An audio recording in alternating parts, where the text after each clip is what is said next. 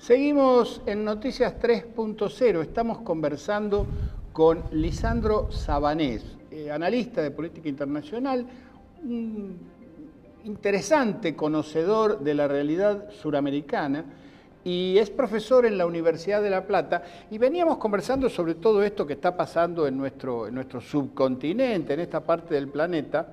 Y me había quedado una pregunta, que es una pregunta casi retórica porque las respuestas son infinitas y ninguna es cierta y todas son verdaderas. ¿Cómo se conjuga esta situación de alzamiento, de rebeldía? Yo pienso siempre en esto. A un muchacho chileno de 20, 25 años que se acuesta a las 10 de la noche, todas las noches, pensando, bueno, mañana me voy a levantar a las 8:30 de la mañana para enfrentarme con la policía. Sí, ¿no? sí, Desde hace un mes y medio. Una situación cotidiana. Es raro. ¿Cómo se conjuga esto? Con este corrimiento de los gobiernos, sobre todo en los países más cercanos a la Argentina, hacia la derecha, para decirlo de alguna manera. Bueno, yo creo que las categorías izquierda y derecha han sido siempre, pero hoy sobre todo son insuficientes para entender América Latina, sobre todo, incluso Europa. Es una muletilla que nos facilita el lenguaje, pero que no dice nada. Antes de 1789 había revoluciones, había rebeliones, había política y no existía la izquierda y la derecha porque todavía no había pasado la revolución. La Jacquerie uno no sabe decir si era de derecha o de izquierda. Como le dijo el Papa Francisco no me acuerdo a quién, algún referente de izquierda, de comunista, y le dijo, no, pero no es que los comunistas, que el cristianismo, que yo soy comunista, dice, el comunismo se copió del cristianismo, que fuimos los primeros en hablar de pobres hace 2000 años, ¿no? Claro, sí, el primero que habló de pobreza, y no es una cuestión religiosa, el primero que habló de pobreza fue Cristo hace 2000 años. Entonces, y en América Latina, donde todo eso está cruzado por nuestras realidades, porque siempre históricamente las ideas llegan de Europa, antes en barco, ahora en vía web, pero se adaptan, mal que les pese a los ideólogos, se adaptan al cauce del río de acá, de la realidad local. Entonces, digamos, tenemos a Mariatti y a Aya de la Torre, por hablar de dos peruanos, que han escrito infinidad de cosas sobre esto de que, bueno, una cosa eran los obreros de Marx y otra los campesinos indígenas en Perú, o el ejemplo del peronismo en la Argentina. Claro. En Bolivia está lleno, no vamos a entrar en los ejemplos bolivianos porque está lleno, cada 20 años dan uno. Claro, entonces me parece primero eso, no es izquierda y derecha. Lo que hay es una rebelión de sectores que, como te decía, yo creo que sienten que quieren más y que el sistema no está dispuesto a dárselo y se rebelan. Lo que pasa es que, bueno, en Chile le tocó a Piñera, le podría haber tocado a Bachelet. Tranquilamente. Y en Colombia le tocó a Duque, le hubiera tocado a Santos, que era un poquito más de centro. Suave, sí. Que fue el que firmó el acuerdo con la FARC. Porque la rebelión no es contra la derecha, es contra un sistema, contra una situación de la gente que siente que no le da para más, o sea, que le da para más y que no tiene lo que cree que se merece o lo que se merece verdaderamente. Y me parece que eso explica también un poco lo de Bolivia, porque en Bolivia, digamos, por supuesto uno tiene o no por supuesto, pero yo en mi caso tengo una simpatía por lo que ha sido Evo Morales, me parece el mejor presidente que ha tenido Bolivia en toda su historia y probablemente el que tenga por muchos años más. Si lo sabe entender Evo Morales y se tranquiliza, en unos años vuelve en andas a Bolivia porque es imposible que en los próximos años haya un gobierno mejor que el de él, ¿no? Pero esto no implica negar una realidad. Yo la vi en Bolivia, yo estuve en la elección del 2014. Ya estaba en la calle, y Evo ganó con el 63%. Ya estaba en la calle esta incomodidad que es absolutamente humana y que viene del fondo de la historia, de que a la gente le empieza a picar que esté siempre el mismo sentado arriba del trono. Por más que esté bien, por más que esté cómoda, por más que esté mejor de lo que estaba. ¿Por qué pica eso tanto en América Latina y en Europa no? Porque Europa tiene un sistema parlamentario que descomprime lo disfraza. Lo aliviana de otra manera, ¿no? En América Latina el presidente es el presidente, ¿no? Entonces, en Europa el primer ministro está más a tiro por más que en el caso de Merkel, que es siempre el ejemplo que se pone para compararlo con Evo, porque llevaban la misma cantidad de tiempo, está como, bueno, siempre ahí en esos acuerdos parlamentarios que se hacen en Alemania, o en el caso de las monarquías, bueno, que se han visto desprovistas de gran parte, no todo, su poder real. En el caso de América Latina, el presidente tiene el bastón, manda. Yo viví en Suecia. En Suecia desde hay monarquía. 1930 hasta 1976, 40 años, gobernó ininterrumpidamente el Partido Socialdemócrata, claro. Y de esos 46 años, 26 gobernó el mismo primer ministro, Tage Erlander. Claro, y no les molestaba a los suecos. Para nada. Sí, sí.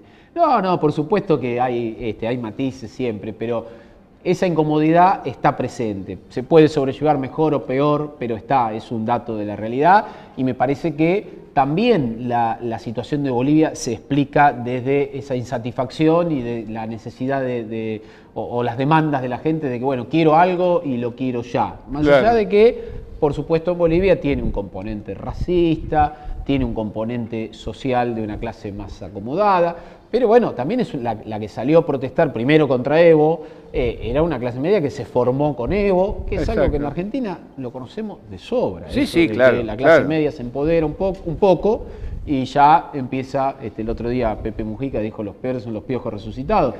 Bueno, él lo dice con la llanura que tiene, pero me parece que no hay mejor forma de explicarlo. Es eso, pero hay que convivir con eso, no enojarse, no negarlo y no actuar como si eso no fuera a pasar.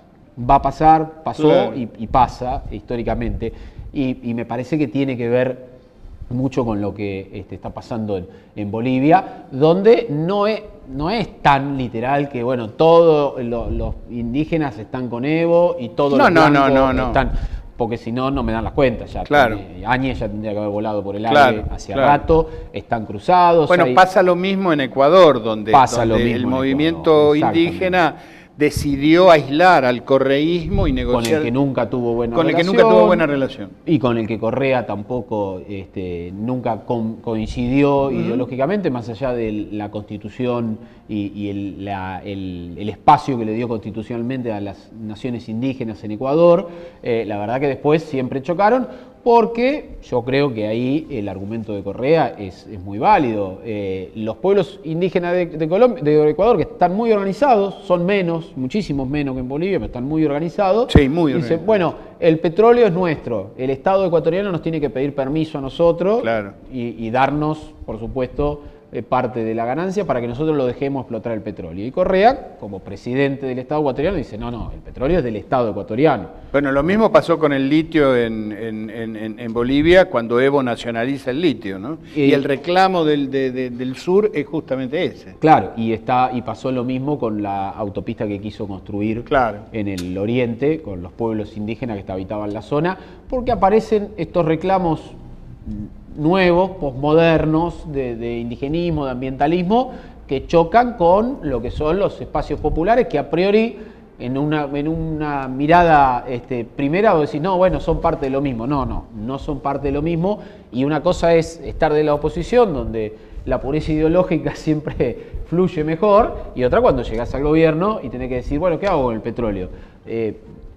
Pido permiso, le doy canon a los pueblos originarios, no lo exploto porque daño el medio ambiente. Bueno, las soluciones suelen estar por el medio, pero no son las fáciles. Ahora, ¿no hay también, por lo menos en algunos casos, por ejemplo el de Ecuador y en cierta manera el de Bolivia, una debilidad de los estados nacionales en su construcción como tales? Totalmente, sí, nuestros estados-nación son estados débiles institucionalmente primero, la corrupción que ahora la justicia, por razones que es largo de analizar, pero no creo que sean nobles, ha descubierto razones, ¿no? Ha descubierto que la obra pública latinoamericana es corrupta, pero lo ha descubierto, ojo, desde México hasta Argentina. Claro. Porque la parte, yo comparto que en el caso de Brasil, en el caso de Argentina, en el caso de Correa, ha habido una persecución política sostenida en presuntos episodios de corrupción. Pero si abrimos un poquito más el mapa, vemos que en Perú, expresidentes de centroderecha o pro mercado, les ha pasado lo mismo, y en Centroamérica, Guatemala, Honduras, El Salvador tienen el mismo problema, hay varios expresidentes presos, en Puerto Rico cayó el gobernador por unos chats misóginos, entonces...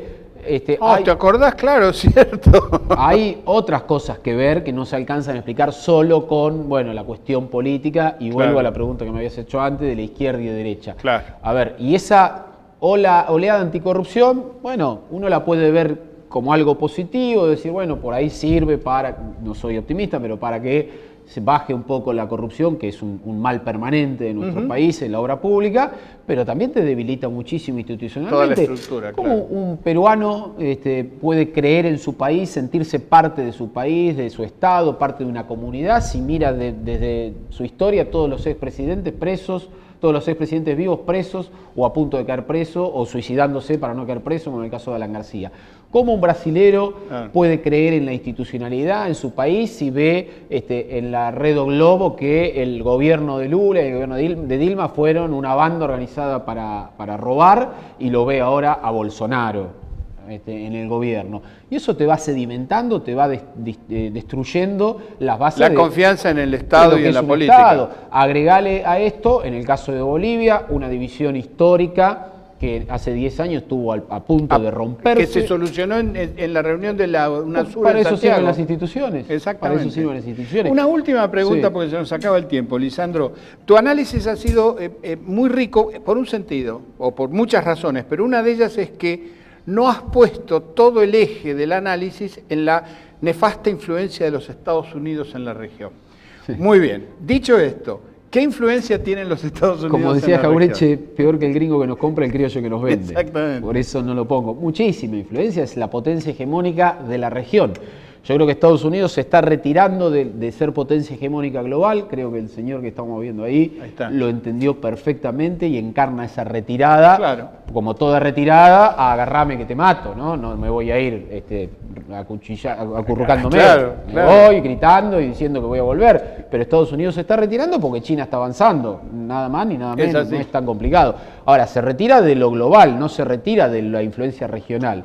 Estados Unidos va a seguir siendo o quiere seguir siendo una potencia regional y nosotros somos, mal que nos pese, su zona de influencia. Claro. Entonces, la presencia de Estados Unidos, como lo fue en el siglo XIX, la del Imperio Británico, es permanente en todo lo que pasa acá, tiene influencia de Estados Unidos. Ahora, de ahí a imaginar que se digita todo lo que pasa en Estados Unidos, hay una distancia. Siempre digo que si Estados Unidos se encuentra que tiene un interlocutor que puede tomar el poder y que le va a facilitar sus negocios y su política, lo va a aceptar, Sí, que va claro. va a decir no. Pero lo mismo hacen los chinos, ¿no? ¿No? Claramente. Estábamos conversando con Lisandro Sabanés. Muchísimas gracias, Lisandro, gracias, por tu Julio, gracias por la presencia. La invitación. charla Un para mí placer. ha sido muy enriquecedora. No, Espero gracias. que para los televidentes también. Seguimos en Noticias 3.0. Vamos a invitar después de Lisandro a un amigo y a un compañero de trabajo, a Víctor Mastrangelo, que ha venido también aquí para darnos una mano en el cierre final de Noticias 3.0 de hoy. No se vayan.